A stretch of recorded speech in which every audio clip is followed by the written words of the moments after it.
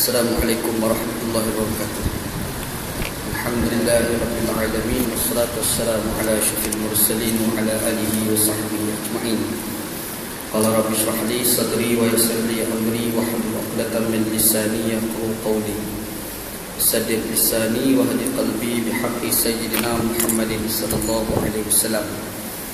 Wa ba'da fa inna asdaqal hadits kitabullah wa khairal hadi hadi Muhammadin sallallahu alaihi wasallam. Syarrul umuri muhdatsatuha wa kullu muhdatsatin bid'ah. Allahumma 'allimna ma jahilna, ya Allah Tuhan kami, ajarkan kepada kami apa yang kami jahil. Wa dzakirna ma nasina, ingatkan balik kepada kami apa yang telah kami lupa. Allahumma faqihna fid din, ya Allah Tuhan kami, fahmkan kami agama. Wa 'allimna ta'wil, ajarkan kepada kami Al-Quran. Allahumma rzuqna 'ilman nafi'an. Ya Allah ya Tuhan kami, rezekikan kepada kami ilmu yang memberi manfaat. Wa amalan salihan mutaqabbalan, dan amalan yang salih dan amalan tersebut diterima. Wa rizqan halalan thayyiban, dan rezeki yang halal dan rezeki tersebut baik. Wa qala Allah Ta'ala fi muhkamit tanzilih, a'udzu billahi minasyaitonir rajim. Bismillahirrahmanirrahim. Ya'lamu ma fis samawati wal ardh wa ya'lamu ma tusirruna wa ma tu'linun wallahu 'alimun bidzatis sudur. Shadaqallahu 'alim. Allah Subhanahu wa taala mengetahui apa yang ada di langit dan apa yang ada di bumi. Dan Allah Subhanahu wa taala mengetahui apa yang kamu sembunyikan dan apa yang kamu ihlankan. Dan Allah Subhanahu wa taala itu sangat-sangat mengetahui dengan apa yang ada di dalam hati. Shadaqallahu adzim. Benarlah firman Allah Ta'ala dalam Al-Quran surah At-Taghabun ayat yang keempat. Alhamdulillah, syukur pada Allah Subhanahu Wa Ta'ala, pada malam ini kita bertemu di masjid kita untuk kita sambung pengajian tafsir kita. Mudah-mudahan dengan pengajian tafsir kita pada malam ini mendapat keberkatan insya-Allah Subhanahu Wa Ta'ala, insya-Allah. Dalam kuliah lepas kita ada kupas dua ayat, iaitu ayat yang kedua dan ayat yang ketiga daripada surah At-Taghabun. Kita dah sebut tentang Allah Subhanahu wa taala ni baik. Kebaikan Allah Subhanahu wa taala ni, Allah Taala cipta kita sebagai manusia dalam keadaan kita tak minta pun diciptakan sebagai manusia. Kita buat contoh hari tu, macam kita ada bapa. Kita ni orang kerja. Kita selalu pergi kerja dalam keadaan kita tak ada kenderaan. Bapak kita duk tengok kita hari-hari pergi kerja, susah naik bas. Tiba-tiba bila kita balik kerja satu hari ni, kita tengok ada kereta. Kereta yang dia dibeli pula ni bukan kereta biasa, BMW dah contohnya. Jadi kereta tu kereta mewah. Kita ingat bapak kita beli kereta baru untuk kegunaan dia. Jadi kita masuk dalam rumah, kita cakap bapak kita, "Oi, kereta baru hari ni." Dia kata, "Aku beli kereta ni untuk kau sebenarnya. Kesian aku tengok kau pergi kerja hari-hari tak ada kenderaan. Hari ni aku bagi kenderaan pada kau." Masa tu kita akan nilai betapa baiknya bapak kita. Kita tak minta pun daripada bapak kita untuk nak kereta. Tiba-tiba dalam keadaan tak minta tu dia beli juga. Kemudahan pada kita. Serupa juga Allah Subhanahu Wa Taala. Bahkan lebih daripada itu lagi. Allah Subhanahu Wa Taala sayang kepada kita lebih daripada seorang bapa sayang kepada anak dia. Kita tak minta dengan Allah Subhanahu Wa Taala untuk diciptakan sebagai manusia. Tiba-tiba Allah Ta'ala ciptakan juga kita sebagai manusia. Baiknya Allah Subhanahu Wa Taala kepada kita. Itulah Allah Ta'ala sebut wallazi khalaqakum, dialah yang mencipta kamu. Dia cipta kita dalam keadaan kita tak minta pun untuk diciptakan sebagai manusia. Cuma bila Allah Subhanahu Wa Taala cipta kita sebagai manusia, bermakna Allah Ta'ala nak bagi nikmat-nikmat yang lain lagi kepada kita. Sebab nikmat lain tidak akan dapat kita kecapi kalau kita tak jadi manusia. Bila kita jadi manusia, maka nikmat lain kita boleh kecapi. Nikmat yang paling besar adalah nikmat iman. Iman, al-iman Allah Ta'ala bagi pada kita. Cumanya ada manusia ni Allah Subhanahu Wa Ta'ala nyatakan yang mereka ni hati tertutup dengan segala kebaikan yang Allah Ta'ala buat pada kita ni dengan tujuan nak masukkan sayang Allah dalam hati. Tiba-tiba ada manusia dia tutup hati dia, tak nak masuk sayang Allah dalam hati dia. Orang macam ni disebut sebagai kafir. Sebab Allah Ta'ala kata huwallazi khalaqakum, dia cipta kamu, lalu ada di kalangan kamu yang kafir. Wa minkum mu'min, dan ada di kalangan kamu yang mukmin. Ada orang yang hati dia tutup daripada terima sayang Allah, tapi ada manusia ni memang dia buka seluas-luas hati dia. untuk nak masuk sayang Allah dalam hati dia. Yang pastinya Allah Subhanahu Wa Taala tengok dengan apa yang kita lakukan. Satu. Dan yang keduanya kita sebut juga yang Allah Subhanahu Wa Taala ciptakan langit dan bumi ini bil haq, dengan kebenaran. Al-haq dalam ayat ni dia merujuk kepada makna al-hikmah, kebijaksanaan. Al-hikmah, Allah Subhanahu Wa Taala cipta manusia ni dengan segala kebijaksanaan, dan Allah Taala cipta langit bumi ni sebagai prasarana, infrastruktur untuk manusia tu dengan segala kebijaksanaan. Bijaknya Allah Subhanahu Wa Taala buat langit bumi ni, matahari dengan bumi tu berjalan ke orbit dia, dan tak terkurang, tak terdekat, tak terjauh. Kalau terjauh, bumi ni akan jadi salji. Kalau terdekat, bumi ni boleh cair sebab terlalu panas. Tapi Allah SWT ni punya bijak, punya hikmahnya Allah SWT ni, dia buat bumi dengan matahari tu berjalan ke orbit dia, tak ke depan, tak ke belakang. Punya bijak ni ciptaan Allah. Jadi disebabkan Allah Ta'ala ni maha bijak, kita nampak gambaran betapa hebatnya Allah SWT. Jadi tidak pelik kalau Allah Ta'ala nak bagikan azab kepada mereka yang kufur dengan Allah Subhanahu Wa Ta'ala. Gambaran tu. Dan Allah Ta'ala nyatakan bukan sekadar infrastruktur manusia itu sendiri Allah Ta'ala buat. Manusia itu sendiri pun diciptakan oleh Allah Ta'ala dalam keadaan ada bentuk. Manusia ni ada bentuk. Bentuk manusia tak sama dengan bentuk binatang. Bentuk manusia tak sama dengan bentuk tumbuh-tumbuhan. Dan manusia ni memang cantik. Cantik. Fa ahsana suwarakum. Allah Ta'ala cantikkan bentuk manusia. Dahlah bentuk manusia tu tak sama dengan yang lain. Dan manusia tu antara satu manusia yang lain pun tak sama.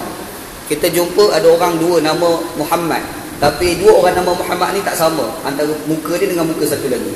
Anda sebut hari tu anda jumpa seorang kawan duduk di Damansara Damai. Nama dia Wanji, sebiji macam nama anak. Anda duk ingat tamu ke bumi ni anak seorang nama Wanji. Duk ingat macam tu.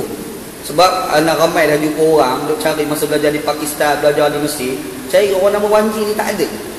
Jadi bila dia ingat atas muka bumi, atas dunia ni aku seorang pun nama Wanji. Tiba-tiba duk berjalan Damansara Damai, yang anda duduk Sungai Buloh Damansara, dekat 15 minit lebih kurang. Pergi Damansara Damai, jumpa seorang orang nama Wanji juga. Dia pun Wanji, la ilaha illallah, yang aku ni hidup lebih dekat 30 tahun umur 30 tahun. 30 tahun duk cari orang nama Wanji tak jumpa. Tapi lepas 30 tahun jumpa orang nama Wanji. Tak apalah satu hal. Kita pergi tanya pula duduk kat mana, asal mana, kata asal Kelantan. Aku pun Kelantan, sama-sama Kelantan kat situ. Yang kita cari sampai Pakistan tak jumpa, pergi di Mesir cari tak jumpa. Rupa-rupanya orang nama Wanji ni dekat Kelantan tu ya, tempat kita dilahirkan di situ. Kita bagi tahu pula, harap minta bukan orang Pasir Mas dah, anak orang Pasir Mas lah, Pasir Mas juga. Pasir Mas juga. Kan? Anak harap bukan orang Tok Ubat dah, anak orang Tok Ubat. Tengok. Kira satu daerah dah tu boleh tak jumpa. Yang kita jumpa kat mana? Jumpa selepas 30 tahun kemudian baru jumpa. Tapi nak bagi tahu, kalau jumpa Wanji yang kawan Ana seorang dengan Ana sekarang ni memang beza. Muka tak sama. Dia tu tinggi, Ana rendah sikit. Rendah sikit, rendah banyak tu soal Ana berdua lah. Yang pasti kita rendah, dia tinggi kan. Dan dia tu ada muka dia lagi. Tak cerita tak sama. Fa ahsana suwarakum wa sawwarakum. Allah Ta'ala bagi bentuk kita tu dalam keadaan dua nama tapi muka tak sama. Tak sama. Bukan sekadar Allah Ta'ala buat pelbagai bentuk, bahkan fa ahsana suwarakum. Bentuk manusia ni Allah Ta'ala bagi cantik. Lembu dengan manusia, jauh lawa ni manusia. Jauh cantik ni manusia kalau kita nak bandingkan manusia dengan lembu. Cumanya dalam keadaan manusia Allah Ta'ala buat cantik ni, apa yang Allah Ta'ala nak daripada kita? Allah Ta'ala minta supaya kita ni syukur dengan Allah Subhanahu Wa Ta'ala. Itu yang dikehendaki oleh Allah Subhanahu Wa Ta'ala. Ayat ni kita dah kupas dalam kuliah yang lepas. Hari ni kita nak sambung ayat. Allah Subhanahu Wa Ta'ala nyatakan ya'lamu ma fis samawati wal ard wa ya'lamu ma tusirruna wa ma tu'linun wallahu alimun bidzatis sudur. Kata Allah Subhanahu Wa Ta'ala, dan Allah Subhanahu Wa Ta'ala ni mengetahui apa yang ada di langit dan apa yang ada di bumi. Nombor satu ni langit. Langit ni ada 7 lapis. 7 lapis langit. Dan bumi pun dia ada 7 lapis. Dan setiap lapis tu dia ada makhluk-makhluk dia. Dan kita sekarang ni, kita tengok ke langit tu, kita nampak awan. Kita nampak bulan. Kita nampak matahari. Kita nampak planet. Macam-macam planet ada. Ada planet nama Pluto. Ada planet nama Marikh. Ada macam-macam nama planet.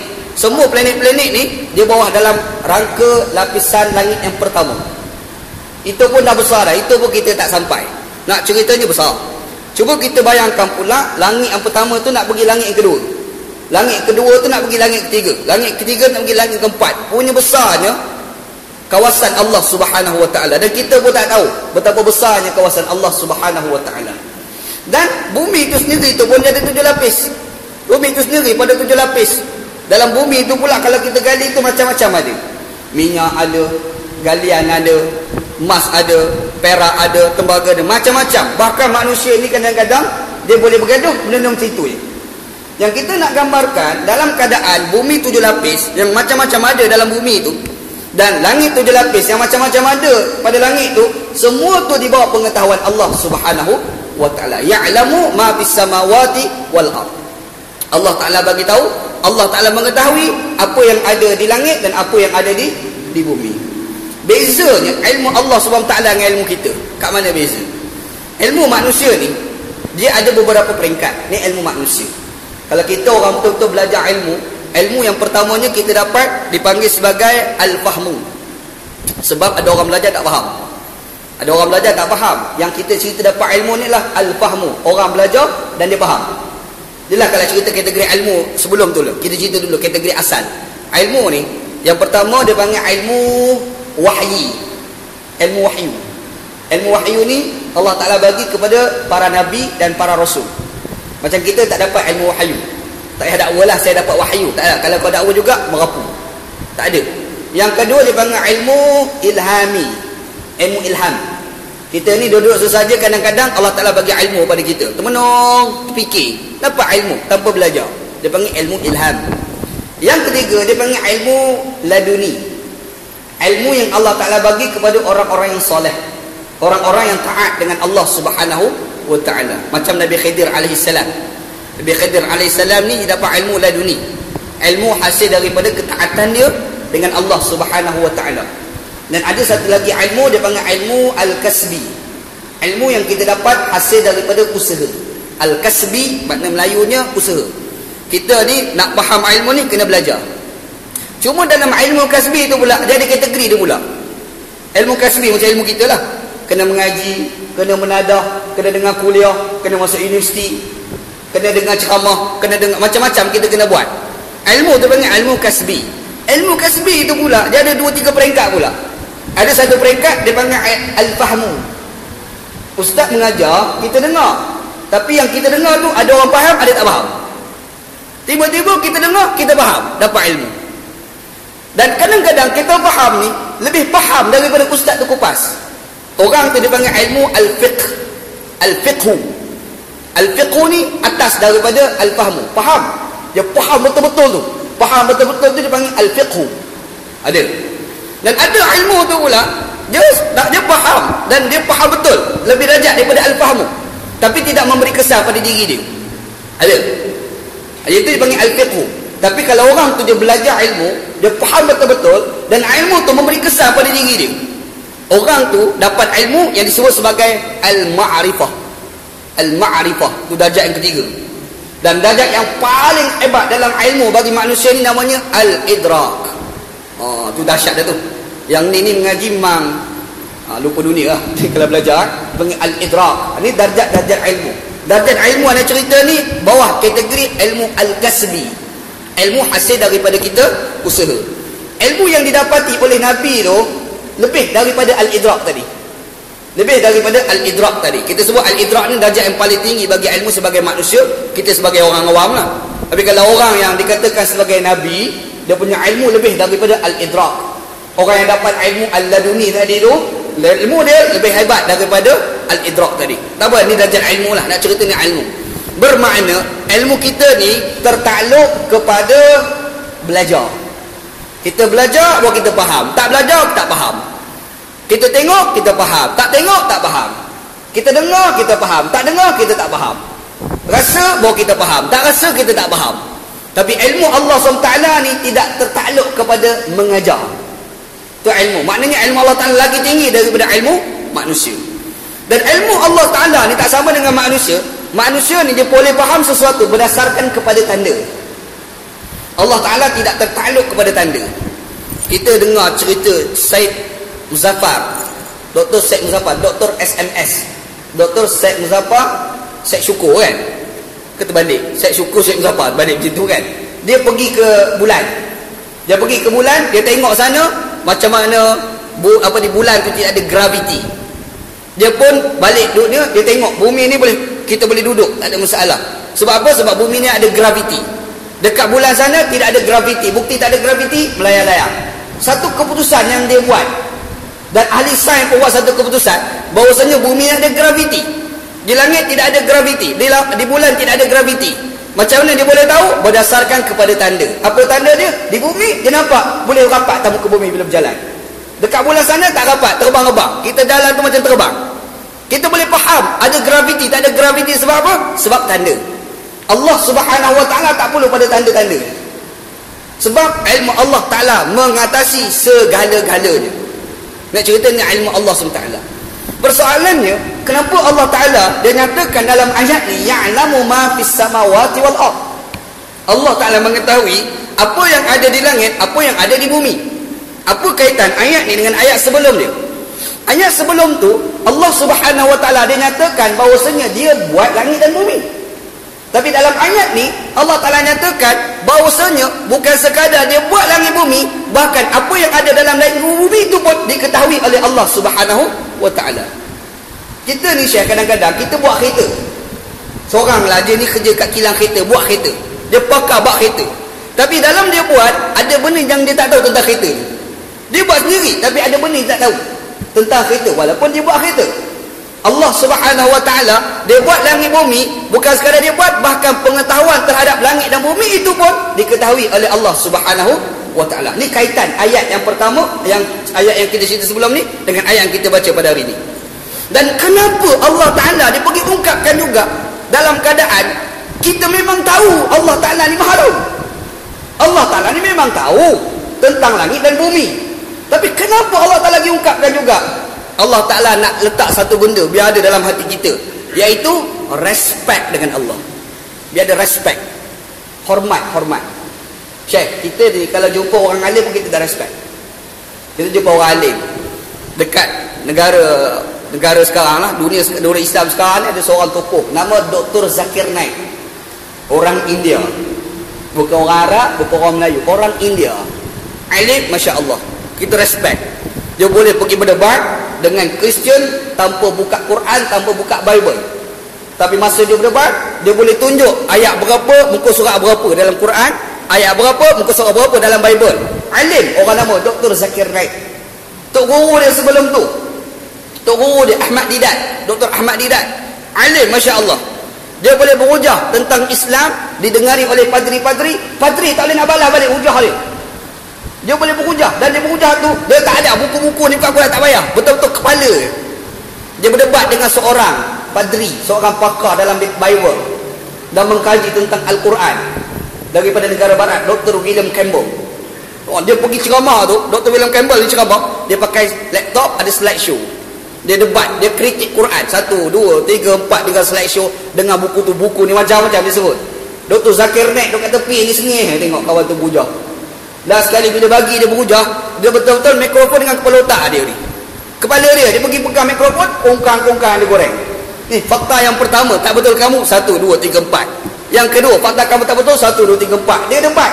Kita tengok, kita respect. Itu baru kita tengok orang alim. Bagaimana pula Allah Ta'ala yang Maha Alim, lagi respect. Anak masa belajar di pondok dulu, Allah raham Tok Guru anak, Allah raham Tok Guru Haji Abdullah Pondok Lebut Tapah Pasir Mas Kelantan. Alim, Masya Allah. Kita respect dengan keilmuan dia. Orang masa dia mengajar kuliah maghrib, mengajar, lepas tu last sekali dia buka soal jawab. Tok Guru Haji lah ni dia sound trouble, dia telinga tak dengar. Tok Guru Haji lah, Tok Guru anak ni sound tak dengar. Kalau kita bercakap dengan dia ni, apa khabar, dia tengok kita, kau cakap apa? Oh, jam, sembang macam ni kan. Macam cerita Piramli tu, cerita Piramli. Apa khabar Pak? Dia pun ada, dia pergi ambil kapak. Kawan tu lari, oh kenapa lari? Dah tadi kau minta kapak, kata dia. Kawan tu kata, apa khabar Pak? Kan? Ini sound trouble. Tok Guru anak ni tu, dia telinga tak apa nak dengar. Kalau kita sembang dengan dia ni, kita terpaksa pekik telinga dia. Cakap biar-biar dengar. Okey, aku dengar. Kan? Dia Tok Guru anak. Satu hari, dia mengajar tau, kuliah maghrib. Dia mengajar-mengajar, dia sebut satu nama, Sufyan Ats-Tsauri. Dia sebut nama Sufyan Ats-Tsauri. Dalam ramai-ramai nak murid duduk dengan kuliah di malam tu, ada seorang budak belajar hadis. Dia ni mengkaji hadis. Jadi budak ni dia timbul persoalan, hantar surat pada tok guru tadi. Dia tanya Sufyan Ats-Tsauri ni ada dua. Tok guru cerita tadi Sufyan Ats-Tsauri yang mana? Yang dikatakan tabi'in ke tabi'ut tabi'in? Dia pula jam tak nak jawab. Tok guru ni. Dia kata apa? Tak apa. Nanti aku nak pergi cek kitab. Habis kuliah, orang pun start azan. Rumah dia depan masjid dia. Ni, Allah Rahab Ajilah ni rumah depan masjid dia. Masa orang start azan, Allah dia turun daripada rumah, daripada masjid, naik ke rumah. Bila orang habis azan, la ilaha illallah, tengok dia naik datang masjid. Dia naik, lepas tu jadi imam semayang. Habis semayang, dia balik ke arah makmum. Tadi, seorang kawan kita tanya soalan, Sufyan Ats-Tsauri yang mana? Dia sebut Sufyan Ats-Tsauri ni bergam-gam-gam. Dalam kitab bergam-gam, muka surat bergam-gam. Kita kagum. Dalam masa jangka azan tu, sempat dia balik kitab. Dia turun kat rumah dia, dia tengok almari kitab mana banyak, dia ambil, dia boleh buka. Sempat dia tengok, siapa ni, syekh ni. Kita jumpa orang macam tu pun kita dah respect. Baru jumpa orang alim. Bagaimana pula Allah Ta'ala yang maha alim, lagi kita respect. Nak cerita, respect tu. Siapa lagi? Masa nak belajar di Pakistan, ada seorang tok guru, nama Maulana Zarwali Khan. Alim Masya Allah. Kepala otak ni, dia ni hampun kita pun tak tahu. Dia baca, semua dia ingat. Bukan sekadar dia ingat, dia boleh sebut muka surat berapa. Ada syekh tegur kat Pakistan macam tu. Pergi berdebat dengan orang bagi hujah, dia boleh bagi tahu pula, kitab yang kau baca ni, dalam kitab ni muka surat ni. Betul tak? Jam lah orang nak berdebat dengan dia. Sebab kitab kawan tu boleh baca. Bukan sekadar dia baca, dia ingat pula. Berdebat ni kira menang lah. Kalau pergi berdebat dengan dia, ni memang jadi sakit lah. Kita fikir, ya Allah, banyaknya ilmu kau, alimnya kau, kita dah respect. Itu baru manusia. Bagaimana pula Allah Subhanahu wa Ta'ala, lagi-lagi lah alim. Di Mesir tu mufti Mesir sekarang, Dr. Ali Jumu'ah, alim Masya Allah, alim. Duk mengajar-mengajar, cerita pasal al-lihyah, janggut. Dia cerita pasal hukum janggut ni. Janggut ni macam hukum. Dia debat, tiba-tiba bangkit seorang budak Pakistan kat Masjid Al-Azhar. Masa tu anak mengaji kat situ. Dia mengajar Sunan Abu Daud dekat Masjid Al-Azhar masa tu. Bangkit seorang budak, dia tanya, macam mana hukum gam. Budak ni tanya. Doktor ni kata apa? Soalan kau ni aku dah baca 30 buah kitab. Apa? Jawab macam tu. 30 buah kitab aku dah baca. Kalau kau nak dapat jawapan, kau buka kitab ni muka surat ni. Kitab ni muka surat ni. Kitab ni muka surat. 3-4 buah yang kau buka sendiri. Kita dengar tu kita rasa alim, hebat. Ingatan kau jadi macam mana? Wallahu a'lam. Kita rasa kagum bila jumpa orang alim. Bagaimana pula Allah Ta'ala yang maha alim, lagi-lagilah hebat. Bila kita dengar yang Allah Ta'ala ni mengetahui apa yang ada di langit, apa yang ada di bumi, apa yang kena ada dalam diri kita, respect. Kena respect dengan Allah Subhanahu wa Ta'ala. Bila respect, Allah Ta'ala pergi yang kedua. Apa yang Allah Ta'ala kata? Ya'lamu ma tusirruna wa ma tu'linun. Allah Ta'ala mengetahui apa yang kamu sembunyikan, apa yang kamu iklankan. Allah Ta'ala syekh. Kita ni tahu benda yang orang bagi tahu. Kalau orang sembunyikan daripada kita, kita tak tahu. Orang belajar ilmu silat, tok guru silat ni dia takkan ajar semua ilmu dia pada anak murid. Kalau dia ajar semua, lingkup tok guru nanti kena lawan. Dia ajar semua ilmu, ajar pandai budak tadi. Lagi sekali budak dia kata apa? Jom tok guru kita lawan. Dia kalahkan balik tok guru tu. Kawan tu dah buka lah satu gelangan silat, dia buka satu gelangan silat, lawan tok guru, jam tok guru. Tok guru tu dia ajar, ada benda dia ajar, ada benda tak ajar. Benda yang tok guru tak ajar, kita memang tak tahu. Ni ustaz hari ni mari kuliah, dia baca buku banyak lah ustaz ni. Contohlah, bukan lah ustaz lain. Dia mengajar banyak buku, alim ustaz ni. Tapi dia mengajar, dia cerita, yang dia cerita tu kita tahu lah. Benda yang dia tak cerita, kita takkan tahu. Bermakna kita ditahu apa yang diiklankan, apa yang diberitahu. Apa yang diiklankan kita tahu. Kalau tidak diiklankan, benda yang disembunyikan, tusirruna, yang disembunyikan tadi, kita tak tahu. Allah Subhanahu wa Ta'ala sembunyi ke, tak sembunyi ke, tunjuk ke, tak tunjuk ke, semuanya di bawah pengetahuan Allah Subhanahu wa Ta'ala. Hebat. Dan kenapa Allah Ta'ala kemukakan ayat ni? Ya'lamu ma tusirruna wa ma tu'linun. Cuba kita bayang kalau kita jumpa seorang yang orang tu dia boleh membaca muka kita. Tahu saat gitu. Gerun je. Ana ada seorang tok guru lah masa belajar di Mesir dulu. Syekh Sya'ban, hebat, Masya Allah. Mengajar hadis tak pernah buka kitab. Punya alim Syekh ni, mengajar tak buka kitab Syekh. Dia kupas hadis tu, bukan macam kita mengajar hadis. Kita mengajar hadis ni ada kitab, lepas tu tak baca sanad, an dia tak baca. Kadang-kadang ada dalam kitab tulis an, ustaz pun tak baca lah. Ustaz pun tak baca an daripada siapa. Tok guru kita nama Syekh Sya'ban, dia mengajar, dia tak buka kitab, tapi sanad an tu dia hafal. An disebut nama daripada siapa. Qala Rasulullah sallallahu alaihi wasallam. Kita fikir, ya Allah, alimnya Pak Syekh ni. Alim. Dekat Pakistan tu ada seorang, Maulana Abdul Malik nama dia. Orang daripada Jemaat Islami. Dia ni kalau lepas asar, dia akan bagi sampai ke satu tazkirah. Dan tazkirah dia akan baca satu hadis, dia kupas hadis tu. Ni Maulana Abdul Malik. Dia ni Syekh mengajar, tak pernah buka kitab. Betul-betul ada kursi, meja-meja pun tak ada. Habis sembahyang asar, Assalamualaikum, datang seorang muda letak kursi kat tepi tempat Pak Imam. Dia pun habis sembahyang, dia atas kursi itu, dia baca an qala Rasulullah sallallahu alaihi wasallam. Dia pun kupas hadis, kongkang dia kupas. Kita rasa hebat Syekh ni, hebat, alim, masya-Allah. Yang nak cerita ni Syekh Sya'ban ni, kita bila dengar kuliah dia, kita rasa respect. Kita rasa orang macam ni, kita nak minta berkat. Di salam dia, kalau boleh nak cium tangan. Kalau boleh cium tangan, dia berkat. Kalau boleh lagi nak harap sangat, dia tu cium kepala kita. Harap sangat. Arab macam tu Syekh. Arab ni kalau kita baik dengan dia, dia jumpa kita, dia cium kepala kita lah. Kan? Itu Arab. Anak kawan-kawan Arab lama-lama yang tak jumpa, tiba-tiba jumpa, cium kepala Syekh. Ni cium atas kepala ni. Kita ni pula rasa, Allah, serapa perut lah kau cium kepala aku kan. Tu Arab. Sambil-sambil dia belaga pipi tu satu hal lah. Arab ni suka belaga pipi. Tu Arab. Kita pula jadi tak biasa, rasa geli. Masalah. Yang Pak Arab tu pula dengan jambang pula lebat, dia letak kat pipi kita, gelinya. Kau punya gambar kan. Itu kita Arab ni style. Jadi kita dia jumpa seorang tok guru, orang alim, kita tengok dia mengajar dengan hafalan dia cukup kuat, kita rasa kalau boleh nak cium tangan dia. Tak pun kalau jumpa dia cium kepala kita. Kita harap macam tu. Ni harapan kita bila jumpa dengan Syekh tadi. Ni harapan ni. Dan kalau tak boleh sangat pun, habis-habis pun nak bagi salam. Habis-habis pun kalau tak boleh cium tangan dia ke. Sebab tu guru Arab ni ramai warak. Betul. Ana tak pernah jumpa golongan yang warak kecuali ulama-ulama di tanah Arab. Dia punya warak, kita nak cium tangan dia, dia tak bagi. Padahal dia orang alim.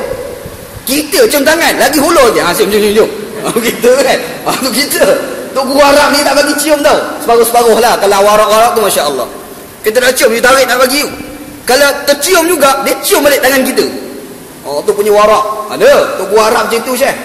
Kita nak cium, dia kata, jangan cium tangan aku bukan orang baik. Dia punya warak. Walhal, kita nampak ada kewarakan dia, kezuhudan dia, keilmuan dia. Kita nampak. Tapi dia punya zuhud sampai tahap tu. Tu guru Arab ni. Bila bersalam dengan Syekh ni, kita kata, kalau tak boleh dia cium kepala aku pun, aku nak cium tangan dia. Kalau tak boleh cium tangan pun, paling koman, aku salam dengan dia, aku nak sebut Assalamualaikum.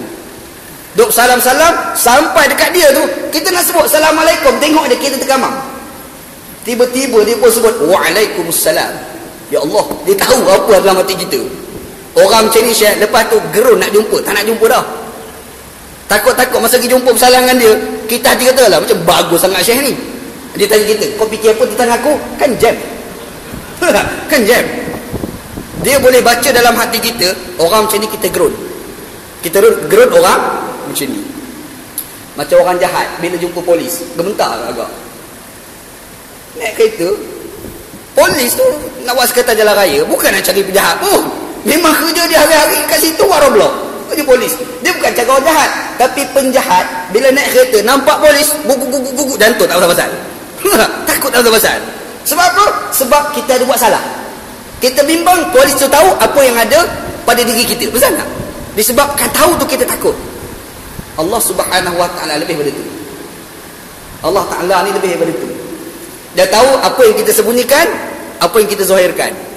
Bermakna Allah Ta'ala ni tahu apa dalam hati kita. Dan Allah Ta'ala tahu apa yang berada di luar hati kita. Allah Ta'ala tahu. Bila Allah Ta'ala tahu apa yang kita kena tanam dalam hati kita, gerun. Kena ada sifat gerun. Ayat pertama, ya'lamu ma fis samawati wal ardh. Mengetahuilah Allah Ta'ala apa yang ada di langit, apa yang ada di bumi. Ada satu unsur respect. Bila respect, dia pergi pula yang kedua, gerun. Ada orang gerun ni bukan kerana respect, dia gerun kerana takut. Ada. Ini bukan jalan yang terbaik. Ini bukan jalan baik. Macam yang sebut, inna asyarran nasi an yaqafuhu an-nasu li syarri. Cerita tentang seorang lelaki yang bernama Uyainah bin Hisnin. Dia ni orang jahat. Nabi Muhammad sallallahu alaihi wasallam diziarahi oleh Uyainah, tadi datang rumah Nabi. Siti Aisyah buka tingkap tengok. Siti Aisyah kata, Rasulullah ada tetamu datang. Nabi Muhammad pun pergi tengok pula. Nabi Muhammad kata, bi'sa ibnul ashirah. Dia ni bakal jahat, kata Nabi sallallahu alaihi wasallam. Nabi Muhammad pun jemput kawan tu naik bersembah dengan Nabi, cukup baik. Sampai Siti Aisyah pula terkejut. Sebab apa? Sebab tadi Nabi Muhammad SAW kutuk kawan tu. Tiba-tiba bila bersembah, baik pula. Kemudian ditanya oleh Aisyah. Aisyah tanya Nabi Muhammad, ya Rasulullah, tadi kamu kata dia bi'sa ibnul ashirah.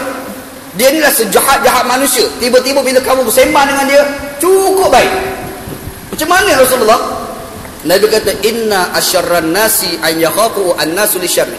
Sesungguhnya sejahat-jahat manusia adalah orang gerun dengan dia kerana kejahatan yang dia buat.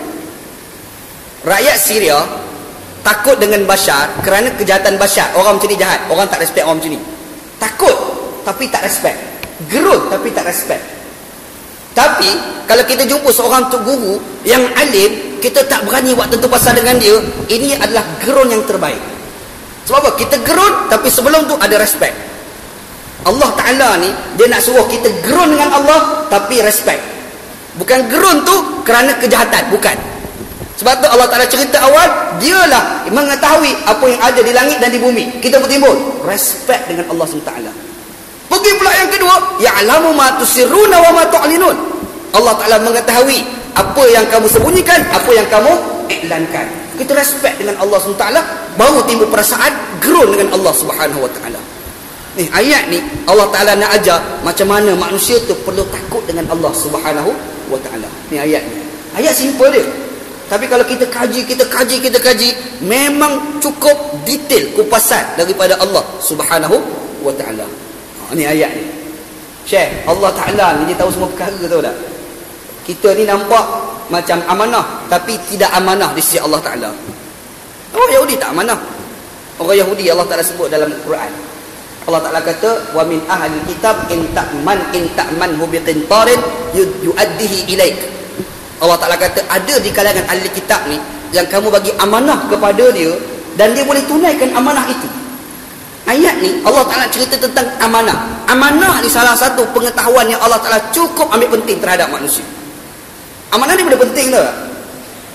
Nabi Muhammad SAW disayangi kerana apa? Faktornya amanah. Sampai Nabi Muhammad dapat gelaran Al-Amin. Al-Amin tu cukup amanah. Masyarah pergi berniaga dengan Nabi SAW. Dihantar oleh Siti Khadijah radhiyallahu anha. Duk berniaga-niaga, bila balik Masyarah pergi cerita, Khadijah, Nabi Muhammad ni 1, 2, 3, 4. Khadijah dengar, tertarik hati nak kahwin dengan Nabi SAW. Sebab amanah. Amanah tu kita nampak dizahirkan, tapi sebenarnya Nabi Muhammad hati dia pun amanah dengan Allah Subhanahu Wa Ta'ala. Amanah dalam hati itu diketahui oleh Allah Subhanahu Wa Ta'ala. Kenapa Nabi Muhammad dia boleh amanah? Kerana dia respect dengan Allah, kerana dia gerun dengan Allah Subhanahu Wa Ta'ala, baru datang amanah. Hari ini ni orang tak amanah sebab dia tak ada respect dengan Allah, tahu tak? Dia tak respect dengan Allah. Umar Khattab amanah, punya amanah. Umar Khattab, rakyat nak kritik dia, dia tak kisah. Kita kalau kritik, kau nak mampus, tak masuk SA. Nak buat kan? Tapi dia cerita amanahnya Umar Khattab, dia tak takut dengan rakyat. Kalau rakyat nak kritik dia, no problem, kritiklah aku. Berlaku Amul Maja'ah, tahun kelaparan. Umar Khattab ni dia hantar, apa dia dapat tahu di Syria ni rakyat dia lapar.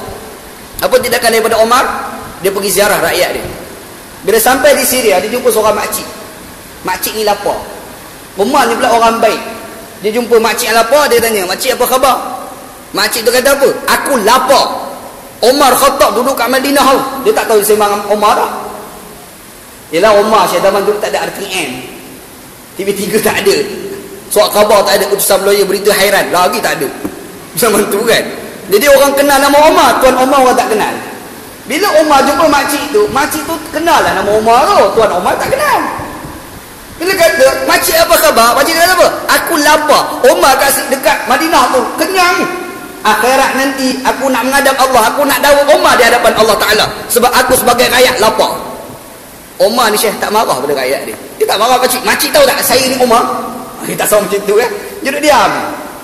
Bahkan Umar Al-Khattab menangis. Dia menangis tu sebab apa? Sebab dia gagal memberi kenyang perut rakyat dia. Ni Umar Syekh nak cerita seorang khalifah yang bernama Umar Al-Khattab. Amanah dia dengan Allah Ta'ala cukup direspek. Umar Abdul Aziz hebat.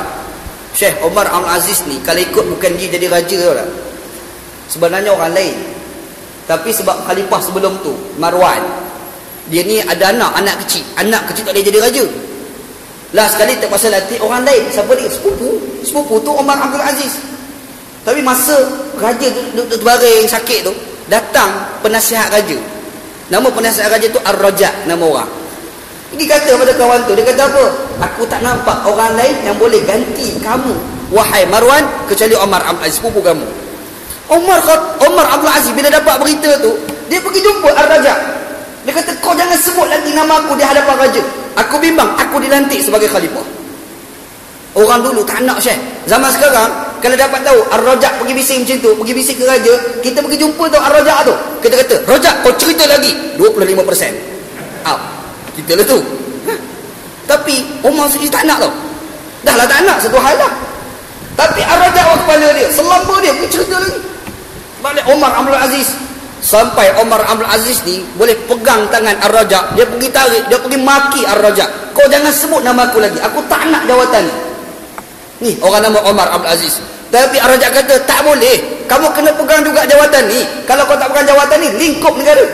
Tak ada dah orang lebih layak kecuali kamu. Umar Abdul Aziz terpaksa terima jawatan tu. Bila terima jawatan, satu malam tak boleh tidur. Satu malam tak boleh tidur. Sebab apa? Sebab dia fikir macam mana aku nak jawab di hadapan Allah Subhanahu Wa Taala. Malam ni fikir Allah macam mana aku nak jawab di hadapan Allah. Esok-esok pagi tu bangun pagi, saya bangun rumah dia pakai ni gelang. Umar ni orang kaya asal ni. Umar Aziz ni orang kaya. Dia lah kerabat raja Syekh. Tu kerabat dia raja, kaya lah. Masa dia budak-budak tu, bapak dia pakaikan dia pedang. Pakaikan pedang yang panjang sampai dia berjalan, pedang tu tereret. Punya kaya. Dia punya minyak wangi tu punya wangi, dia berjalan jauh tu orang bau dah minyak wangi dia. Tak pelik, Arab tak pelik. Orang Melayu dia rasa pelik sebab orang Melayu ni pakai minyak wangi cap Aladin, cap Maidin. Orang minyak wangi kan. Itu pun belagak sakan tu. Oh ni Maidin ni. Belagak kan. Arab Syekh dia pakai minyak wangi, memang dia sembuh kat badan 17-18 botol. Cairlah nak sebut. Anak belajar di Pakistan, kawan orang Arab Saudi tu. Orang Saudi ni kaya. Kaya. Ada seorang tu nama Abu Abdullah. Anak tak tahu pak mana Pak Syekh ni. Lama tak jumpa. Dia ni nak balik ke Saudi, dia pakai pakaian dia, jubah dia pakai kain dia pakai egar.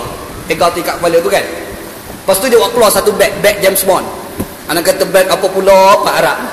Bila dia buat keluar, kita tengok, ya Allah, satu beg minyak wangi. Semua minyak wangi sembuh tu. Kita ingat je nak habis botol, dia sembuh. Tak, 18 botol dia ambil sembuh badan dia. Ambil buzuz, yang kedua pula buzuz tu. La ilaha illallah, wanginya Pak Arab. Umar Abdul Aziz macam itulah kaya dia. Tiba-tiba bila lantik jadi khalifah, pagi esok dia tengok bini ada pakai gelang emas. Dia kata, kau cabut gelang emas tu, kau bubuh tabur ayat. Bini tanya, kenapa? Kita khalifah tau, aku ni khalifah.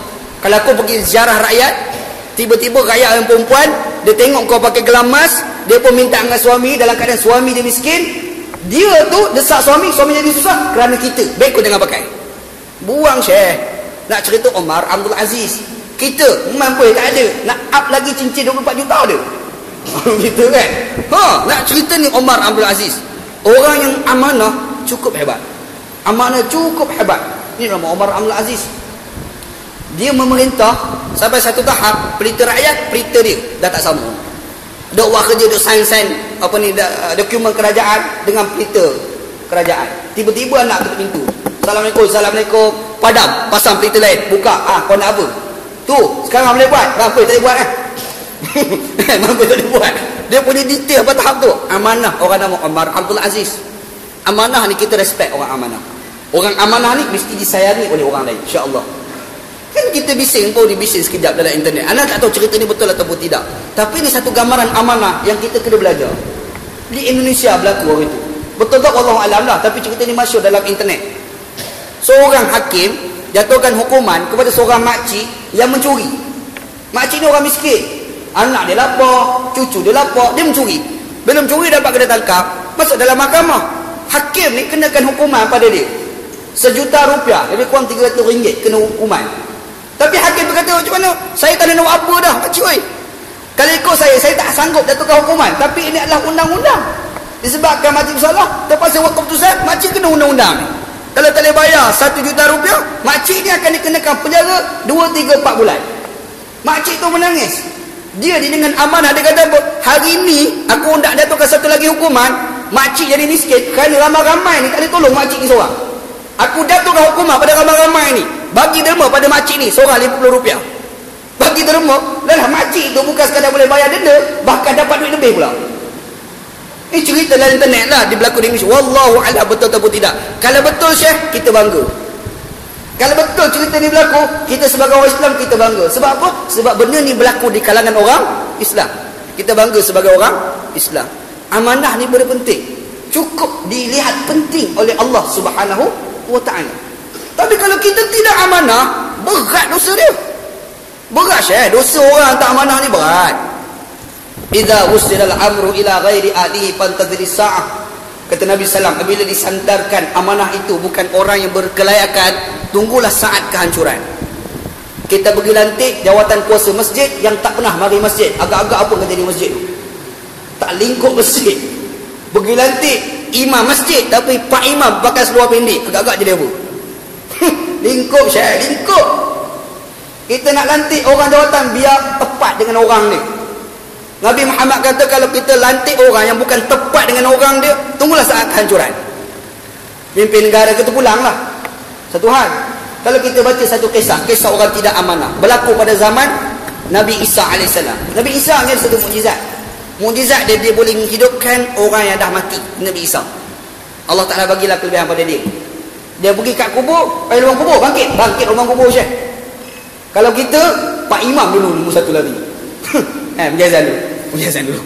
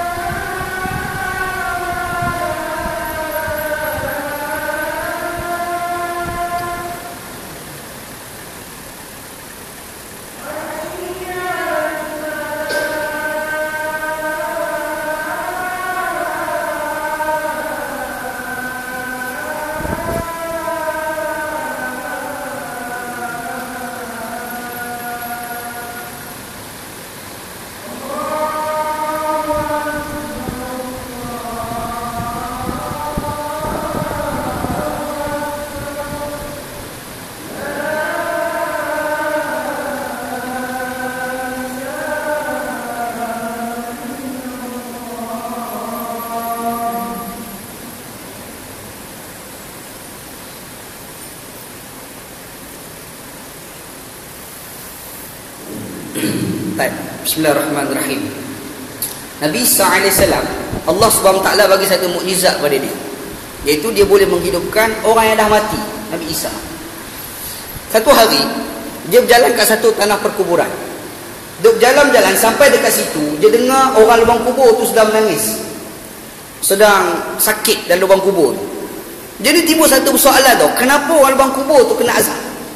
Menyebabkan Nabi Isa AS dia minta orang lubang kubur tu bangkit.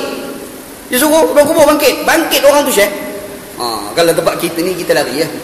Biar cerita Nabi Isa AS dia boleh menghidupkan orang mati, orang tu keluar sungguh. Nabi Isa AS tanya soalan pada dia, kenapa kau kena azab? Kenapa kau kena azab? Kawan tu kata apa? Aku ni asalnya adalah seorang penjual kayu api. Dia cari hutan, pergi hutan dia jual kayu. Ambil kayu pergi kat pasar, pergi jual kat pasar. Tiba-tiba datang seorang, dia nak beli kayu. Aku jual kayu dekat dia. Dan aku ni ambil kayu tadi nak pergi hantar rumah kawan tadi. Dalam perjalanan aku lapar. Aku lapar, aku nak makan. Dia pergi makan. Lepas makan, ada daging-daging dia makan tu lekat kat celah gigi. Dia lekat celah gigi, dia nak buang tak boleh, buang tak boleh dengan lidah dia.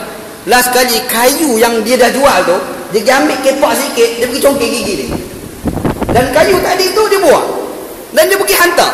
Disebabkan aku tidak amanah ke kayu tadi, menyebabkan aku kena azab dalam kubur.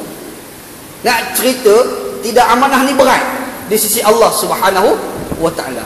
Cuba kita bayang satu cerita yang berlaku pada zaman Nabi Isa AS yang hanya berkait dengan kayu yang sedikit pun diberikan azab sehingga orang tu menangis-nangis di lubang kubur. Bagaimana kalau orang tu diberikan amanah dengan berjuta-juta ringgit, tapi berjuta-juta ringgit itu dikhianati amanah dia? Agak-agak macam mana azab yang akan diberikan oleh Allah Ta'ala kepada mereka? Wa'alaikumsalam. Minta berlindung kita dengan Allah Subhanahu wa Ta'ala. Berat. Kalau kita nak baca cerita lain pada zaman salafus soleh dulu. Zaman dulu Syekh, Allah Ta'ala memang tunjuk depan-depan. Zaman sekarang Allah Ta'ala tak tunjuk macam tu. Zaman salafus soleh dulu ada seorang lelaki, jadi qadi. Dekat-dekat nak mati, dia pergi panggil anak dia. Dia panggil anak dia, kata, anakku, aku tak nampak ada orang alim dalam kampung ni selepas aku melainkan kamu. Kamu ni paling alim. Dan aku ni qadi, selepas aku mati, aku tak nampak ada orang lain akan dilantik menjadi qadi kecuali kamu. Adakah kamu nak terima ataupun tidak jawatan ni? Sebelum anak ni bagi jawapan dia ataupun tidak, bapak ni kata, sebelum tu kau cium telinga aku sebelah kanan. Dia cium. Dia cium belah kiri pula, cium. Sebelah bau busuk, sebelah bau wangi. Dia tanya anak, kau tahu tak sebab apa telinga aku ni bila busuk sebelah wangi sebelah ni? Tak tahu sebab apa. Sebab ada satu kes berlaku di hadapan aku. Aku tidak amanah. Aku hanya dengar sebelah pihak, aku tak dengar satu pihak yang lain. Allah Ta'ala tunjuk semasa aku hidup, telinga aku busuk, satu lagi telinga aku wangi. Adakah kamu nak terima jawatan itu atau tidak? Anak kata, kalau macam ni aku tak nak. Semua cara gila semua ni. Syekh, nak cerita tu amanah. Kadang-kadang Allah Ta'ala tunjuk kebinasaan kepada orang yang tidak amanah, bukan sekadar di akhirat, bahkan di dunia pun telah ditunjuk oleh Allah Subhanahu wa Ta'ala. Minta berlindung kita dengan Allah Subhanahu wa Ta'ala. Apa nak cerita? Poin yang dikatakan amanah ni, kadang-kadang di luar kita dilihat amanah, tapi hakikat sebenar kita tidak amanah. Hakikat sebenar kita tidak amanah. Kita dengar orang, kita nampak macam amanah, tapi kadang-kadang di belakang kita tidak amanah. Semua ni di bawah pengetahuan Allah Subhanahu wa Ta'ala. Sebab Allah Ta'ala kata, wallahu alimun bizatis sudur. Sesungguhnya Allah Ta'ala cukup mengetahui apa yang ada dalam hati kamu. Marah kita Allah Ta'ala tahu, sedih kita Allah Ta'ala tahu, benci kita Allah Ta'ala tahu. Kita benci, kita marah, mungkin Allah Ta'ala tidak akan ambil hukuman kepada kita, sebab itu sekadar dalam hati. Dan hukuman yang akan dikenakan apabila kesalahan itu kita lakukan terhadap orang. Bila berlaku tindakan, baru dikira sebagai dosa. Tapi sekadar dalam hati tidak diambil kira. Tapi satu sahaja perkara yang kalau terlintas dalam hati kita diambil kira oleh Allah SWT. Apa dia? Kekufuran. Hati kita kufur. Ingat ayat ni, surah ni selepas daripada surah Al-Munafiqun. Ni sebelum ni kita ubah surah Al-Munafiqun. Apa ciri-ciri orang munafik? Orang munafik ni luar nampak Islam, tapi hati tidak percaya dengan Allah. Luarnya Islam, hati dia kufur dengan Allah. Allah Ta'ala beritahu, wallahu alimun bizatis sudur. Allah Ta'ala tahu apa yang ada dalam hati kamu. Bermakna kalau dua kau nampak Islam, hati kamu kufur, Allah Ta'ala maha tahu. Kekufuran dalam hati diambil kira oleh Allah SWT. Orang sebegini digelar sebagai munafik, dalam banyak ayat Allah Ta'ala nyatakan orang munafik akan diberikan azab oleh Allah Subhanahu wa Ta'ala. Ni ayat ni. Satu ayat dia simple. Kita baca sekali kita tak faham. Tapi kalau kita hayati betul-betul ayat ni, kita akan nampak betapa hebatnya Allah SWT, betapa kita perlu bimbang semasa kita hidup di atas muka bumi Allah Subhanahu wa Ta'ala, insya-Allah. Gitu insya-Allah. Cukuplah lain kali pula. Ni ada soalan minta SMS ni. Dia tanya soalan ni, kata salam Ustaz, kisah dalam surah Al-Baqarah yang pasal Yahudi, Allah Ta'ala sumpah jadi kera tu sebab dorang buat engkar masa hari Sabtu kan? Soalan ni, dia nak confirm je ni. Okey, memang ada dalam Quran Allah Ta'ala sebut kebinasaan Allah Ta'ala bagikan kepada orang Yahudi, iaitu diorang ni diminta supaya beribadat pada hari Sabtu. Dan hari Sabtu tu diorang tidak boleh bekerja, tapi orang Yahudi tetap juga buat kerja, menyebabkan Allah Ta'ala kata kunu qiradatan khasiin, maka jadilah kamu beruk yang merugikan. Jadi beruk tak betul-betul sebab tak semayang jemaah. Kalau Allah Ta'ala buat macam tu pada umat Nabi Muhammad, lingkup kita Syekh. Habis semayang ni keluar-keluar lah, habis jadi beruk, habis gitu kan.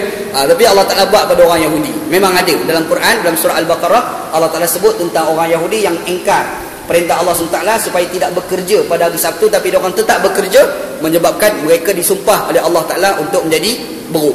Walhamdulillah. Minta jangan jadi macam tu kat kita sudah. Okey, soalan yang kedua, diorang tanya ni, apa hukum wanita pakai gelang kaki?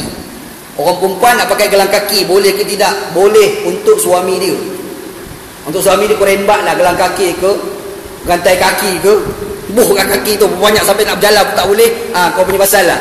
Tak ada masalah. Tapi kalau kat luar tak boleh pakai gelang kaki sampai satu tahap jadi tarikan kepada orang lelaki lain, maka hukum pakai gelang kaki tu boleh jadi haram. Dia bukan gelang kaki je, minyak wangi pun serupa. Orang perempuan nak pakai minyak wangi boleh, yang kuat-kuat ni untuk suami dia, tapi janganlah kuat sampai suami pula kata busuk. Ni apa busuk sangat bau ni kan. Kadang-kadang minyak wangi ni kita rasa wangi, orang lain kata busuk Syekh. Kita kena ingat minyak wangi ni kita pakai biar orang lain pun kata wangi, tahu tak? Ini orang ni semua kata busuk, kita seorang kata wangi. Berat lagu tu. Dan kita kira kita tahu, kira orang lain. Sekarang ni timbul persoalan, kalau orang perempuan pakai minyak wangi, boleh ke tidak? Boleh, tak ada apa pun. Tapi kalau nak pakai luar daripada rumah, dia pakailah minyak wangi yang padat-padat untuk nak ngelak bau badan busuk dia terkeluar ke orang. Tu dia pakailah minyak wangi supaya bau busuk tak sampai ke orang lain. Tapi kalau kuat sangat bau wangi sampai lalu pakai tengok, jadi haram pula. Busuk sangat pun tak boleh. Sebab busuk sangat pun orang tengok. Lalu busuk tengok, siapa dia busuk tu? Bini ustaz dah tu. Ustaz juga kena. Tak ada masalah kan? Jadi timbul persoalan pakai minyak wangi. Boleh. Untuk suami lagi baik, pakailah wangi macam mana pun. Serupa kat gelang kaki. Nak pakai gelang kaki kat rumah, pakai. Dekat rumah jangan duk pakai. Sebab jadi tarikan, ketika itu dia boleh jadi haram. InsyaAllah. Masuk pula soal lagi. Kalau kita tengah solat ada binatang yang kita rasa geli, dan kemudian binatang itu duduk depan kita, bolehkah kita batalkan solat? Pelik soalan ni. Dia tengah semayang, tiba-tiba katak buru duduk depan dia. Contohlah kan, katak buru duduk depan dia. Contoh duduk depan dia, rasa geli, dia nak batalkan semayang, boleh ke tidak? Soalan ni pelik sungguh. Macam ni, nombor satu, jangan batalkan semayang. Masa kau tengah semayang tu, kau berjalan mengelak daripada nampak benda tadi, boleh, tak ada apa pun. Yang tengah semayang, kita nak berjalan ni boleh, tak ada masalah. Kalau pergi kat negara Arab, lagi pening kita tengok, tahu tak? Orang nak pergi kat negara Arab, cerita pergi negara Arab, anak mula sampai ni, anak terkejut. Sebab anak pernah tengok orang tengah semayang, tapi dia berjalan. Asal dia ambil air semayang. Orang dah semayang kat sini, ambil semayang kat belakang. Lepas ambil semayang, dia keluar. Dia tengok Pak Imam rokok, dia dekat pintu dia rokok dah. Dekat pintu masuk, dia rokok dah. Bila sami Allah liman hamidah, dia pun berjalan masuk saf. Kita tengok mula-mula Syekh, nak tergelak. Ya Allah, jalan, semayang sampai berjalan. Mula tengok kan, mula-mula. Tapi rupa-rupa bila belajar baru tahu, mazhab Maliki, kalau semayang berjalan, tak jadi salah. Dalam mazhab Maliki, tengah semayang berjalan, tak jadi salah. Tengah semayang, kita bawa anak kita berjalan lari. Kita pergi kerja, ambil anak kita, tak, tapi kita balik. Boleh mazhab Maliki. Mazhab kita tak boleh lah, mazhab kita kan. Mazhab kita ni jadi undang-undang 3 kali berturut-turut. Kalau kita ni masuk dekat depan pintu tu, Allah Akbar, rokok sekali Pak Imam, dapat rakaat. Lepas tu berjalan nak masuk saf, boleh? Jalan 2 berhenti, 2 langkah berhenti, 2 langkah berhenti, sampai masuk saf. Tapi ada pesan jangan buat, nanti orang lain gelap. tak semayang orang lain nanti. Itu ya. Tapi kalau nak buat boleh, tak ada apa pun. Okey. Timbul soalan kawan kita tadi, dia tengah semayang, dia nampak satu benda, katak perut, dia geli. Boleh tak nak batalkan semayang? Jawapan anak, jangan batalkan semayang dulu. Cara adalah kita cari, kita boleh berjalan, ngelak daripada nampak benda tadi, nak hilangkan kita punya geli kan. Tapi kalau tak boleh dah, kalau pergi pun nampak juga katak perut kedua, 3 katak perut 3 pula, banyak katak perut, geli semua. Nak batalkan semayang, nak pergi tempat lain, boleh, tak ada apa pun. Boleh, sebab kita rasa tak boleh nak semayang itu. Disebabkan adanya katak perut. Begitu insya-Allah. Ada ke macam ni? Aduh. Okey, tak ada habis lah. Wallahu a'lam. Tidaklah minta maaf. Wallahu a'lam. Sallallahu ala sayyidina Muhammad wa ala alihi wa sahbihi ajma'in. Walhamdulillahi rabbil alamin. Bismillahirrahmanirrahim. Alhamdulillahi rabbil alamin. Wassalatu wassalamu ala asyrafil mursalin wa ala alihi wa sahbihi ajma'in. Allahumma rzuqna ilman nafi'a. Ya Allah, ya Tuhan kami, rezekikan kepada kami ilmu yang memberi manfaat, amalan salihan taqabbala, dan amalan yang salih dan amalan tersebut diterima, wa rizqan halalan thayyiban, dan rezeki yang halal dan rezeki tersebut baik. Rabbana atina fid dunya hasanah. Ya Allah, ya Tuhan kami, berikan kepada kami kehidupan kami dunia baik, wa fil akhirati hasanah, dan juga di akhirat baik, wa qina adzabannar, selamatkanlah kami daripada azab api neraka. Wa sallallahu ala sayyidina Muhammad wa ala alihi wa sahbihi ajma'in. Alhamdulillahirabbil alamin. Taqabbalallahu minna